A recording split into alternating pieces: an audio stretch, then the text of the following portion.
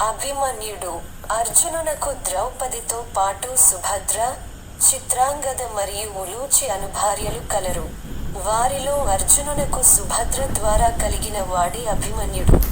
విలువిద్యలో తండ్రిని మించిన వాడైన ఈతనిని జయించుట చేతకాని కౌరవ ప్రముఖులందరూ కురుక్షేత్ర సంగ్రామమందు పద్మవ్యూహమున చొరబడి వీరవిహారము చేయు నీతని ఎదుటబడి జయించుట కాని పని అని కర్ణ, ద్రోణ, దుర్యోధన, దుశ్శాసనాదులందరూ మూకుమ్మడిగా అధర్మ యుద్ధమునకు తలపడుటచే అభిమన్యుడు స్వర్గస్థుడయ్యాడు.